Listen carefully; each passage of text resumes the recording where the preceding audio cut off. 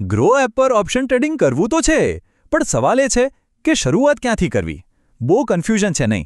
ચાલો આજે આ આખા કન્ફ્યુઝનને દૂર કરીએ અને આખી પ્રોસેસને એકદમ સિમ્પલ રીતે સમજીએ. તો શું આપણે તૈયાર છીએ? જો આપણે અહીં એકદમ બેઝિક નિયમોથી શરૂ કરીને એક આખો ટ્રેડ કેવી રીતે પૂરો થાય ત્યાં સુધીની સફર સ્ટેપ બાય સ્ટેપ જોવાના છીએ.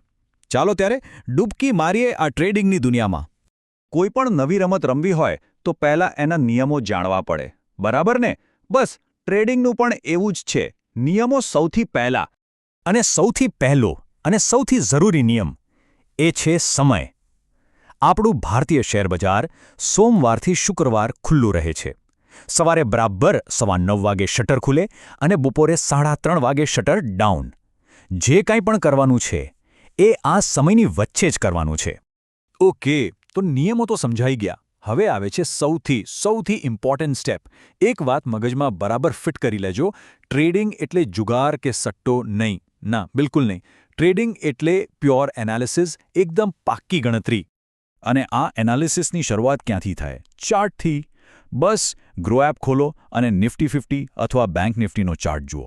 જે પ્રોફેશનલ ટ્રેડર્સ હોય છે ને, એ લોકો મોટે ભાગે 5 મિનિટની કેન્ડલસ્ટિક પેટર્ન પર નજર રાખે છે. કેમ? કારણ કે એનાથી બજારની નાડી પકડાય છે કે માર્કેટ કઈ દિશામાં જઈ રહ્યું છે. ચલો માની લઈએ કે ચાર્ટ જોઈને દિશા નક્કી થઈ ગઈ. બહુ સરસ. હવે આવે છે ઓપ્શન ચેન. નામ સાંભળીને થોડું ટેકનિકલ લાગે છે નહીં, પણ ગભરાવાની જરાય જરૂર નથી. બહુ જ સહેલું છે. વિચારો કે ઓપ્શન ચેઇન એક રેસ્ટોરન્ટના મેન્યુ કાર્ડ જેવું છે, અને આ મેનુમાં આપણા માટે 2 સ્પેશિયલ આઇટમ છે.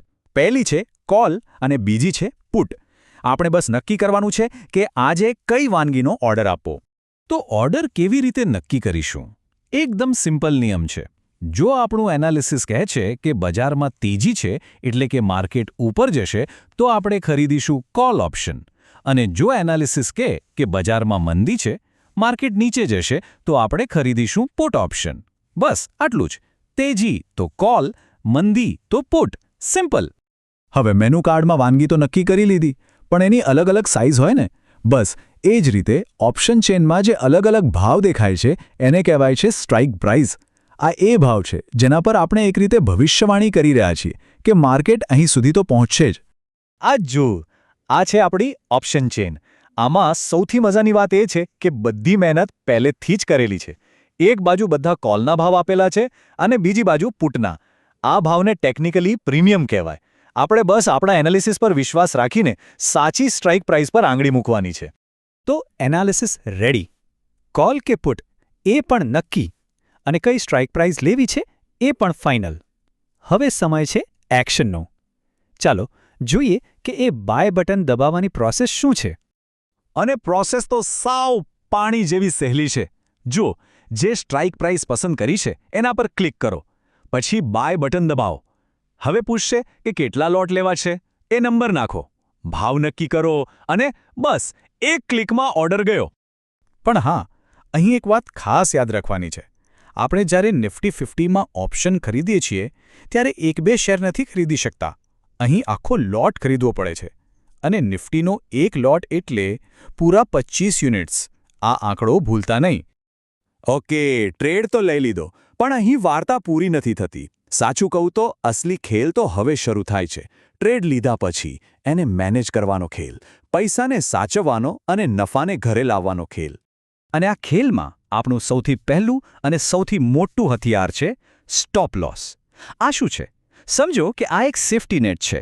જો ટ્રેડ આપણી વિરુદ્ધ જાય તો આ નેટ આપણને બહુ મોટા નુકસાનથી બચાવી લે છે. એટલે ટ્રેડ લેતા પહેલાં જ નક્કી કરી લેવાનું કે આપણે કેટલું રિસ્ક લેવા તૈયાર છીએ. અને બસ એ ભાવ પર સ્ટોપ લોસ સેટ કરી દેવાનો. હવે જેવી રીતે નુકસાન માટે સેફ્ટી નેટ છે, એવી જ રીતે નફા માટે પણ એક વ્યવસ્થા છે. એને કહેવાય ટાર્ગેટ. જે રીતે નુકસાનની એક લિમિટ નક્કી કરી, એ જ રીતે નફાનો પણ એક ગોલ સેટ કરવાનો. જેવો ભાવ આપણા ટાર્ગેટ પર પહોંચશે, આપણો નફો આપોઆપ બુક થઈ જશે. એટલે લાલચમાં આવવાની કોઈ ચિંતા જ નહીં. અને ધારો કે કોઈને સ્ટોપ લોસ કે ટાર્ગેટની રાહ નથી જોવી. સતત માર્કેટ પર નજર છે અને લાગે છે કે બસ હવે અહીંથી નીકળી જવું છે, તો એના માટે પણ એક સિમ્પલ ઉપાય છે.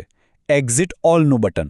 બસ એ દબાવો અને જે પણ નફો કે નુકસાન ચાલતું હોય એ લઈને તરત જ ટ્રેડમાંથી બહાર. તો ચાલો આખી પ્રોસેસને એકવાર ફટાફટ રિવાઇન્ડ કરીને જોઈ લઈએ. એક સારો ટ્રેડ કરવા માટે કઈ કઈ વાતો હંમેશા ધ્યાનમાં રાખવાની છે એનું એક ક્વિક ચેકલિસ્ટ બનાવી લઈએ. નંબર 1, પહેલા ચાર્ટનું એનાલિસિસ. નંબર 2, માર્કેટની દિશા પ્રમાણે કોલ અથવા પુટની પસંદગી. નંબર 3, ઓપ્શન ચેનમાંથી સાચી સ્ટ્રાઇક પ્રાઇસ શોધવી. નંબર 4, અને સૌથી અગત્યનું, રિસ્ક મેનેજ કરવા માટે સ્ટોપ લોસ લગાવવો. અને નંબર 5, યોગ્ય સમયે એક્ઝિટ બટન દબાવવો. આ બધી વાત કરવાનો મુખ્ય હેતુ શું હતો? બસ એ જ કે ઓપ્શન ટ્રેડિંગ કેવી રીતે થાય છે એની એક સ્પષ્ટ અને સરળ સમજ આપવી, જેથી કરીને જે અજાણ્યો ડર હોય છે એ દૂર થાય અને થોડો આત્મવિશ્વાસ આવે.